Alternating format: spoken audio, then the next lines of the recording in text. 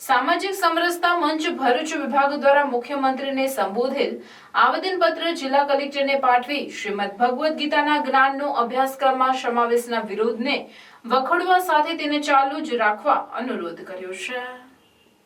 સામાજિક સમરસતા મંચ ભરૂચ વિભાગ દ્વારા પાઠવવામાં આવેલ આવેદનપત્રમાં જણાવ્યું છે કે અભ્યાસક્રમમાં શ્રીમદ ભગવદ્ ગીતાના ભાગનો સમાવેશ થવાથી કેટલાક લોકો પોતાના અંગત નિહિત સ્વાર્થ અને રાજકીય તૃષ્ટિકરણ માટે તેનો વિરોધ કરી રહ્યા છે। તેને અમે કડક શબ્દોમાં વખોડીએ છીએ।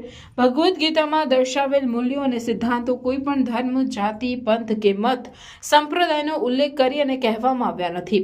ભગવદ્ ગીતામાં જ્ઞાન, ભક્તિ અને કર્મયોગના નીતિગત સિદ્ધાંતો અને મૂલ્યો સમજાવ્યા છે, જે શાંતિ, સલામતી અને દેશ નિષ્ઠાથી જીવન વ્યતીત કરવા માંગતા મનુષ્ય માત્રને સમાન રૂપે લાગુ પડે છે।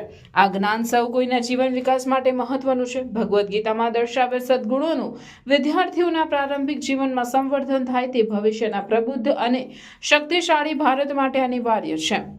વિદ્યાર્થીઓના અભ્યાસક્રમમાં શ્રીમદ ભગવદ્ ગીતાના જીવન મૂલ્યોના પાઠ કોઈ પણ ભેદભાવ વિના ભણાવવામાં આવે છે। તેને કોઈ પણ જાતના વિરોધથી વિચલિત થયા વિના ચાલુ રાખવા જોઈએ તેવો અનુરોધ પણ કરાયો છે। આવેદનપત્ર પાઠવવામાં કમલેશભાઈ રાવલ, ભરૂચ જિલ્લા વિભાગ સંયોજક ઉપરાંત કાર્યકરો તેમજ સાધુ સંતો અને વિવિધ સમાજના અગ્રણીઓ ઉપસ્થિત રહ્યા હતા। આપણે સમજીએ છીએ કે આજનું બાળક આવતીકાલનો નાગરિક છે, ભારતનું ભવિષ્ય છે। તો બાળકને બચપણથી જ જો નિષ્ઠા, કર્મ, યોગની વાતો શીખવવામાં આવે તો સક્ષમ ભારતનું નિર્માણ થઈ શકે છે। આનો જે વિરોધ કરી રહ્યા છે એ વિરોધનો વખોડી કાઢીએ છીએ અને ગુજરાત સરકારે જે એક આદર્શ અને ઉત્કૃષ્ટ ઉદાહરણરૂપ ગીતાને જે સિલેબસમાં અથવા અભ્યાસક્રમમાં દાખલ કરવામાં આવ્યો છે એનું સમર્થન કરવા માટે બધા લોકો, સંતો અને સમાજના અગ્રણીઓ, બધા જ ઘણા બધા સમાજના અગ્રણીઓ છે, પ્રજાપતિ સમાજના છે, સોલંકી સમાજના છે, સંતશ્રીઓ છે, બધા જ લોકો જે ઉપસ્થિત રહ્યા છે અને એક આવેદનપત્ર આપી રહ્યા છે।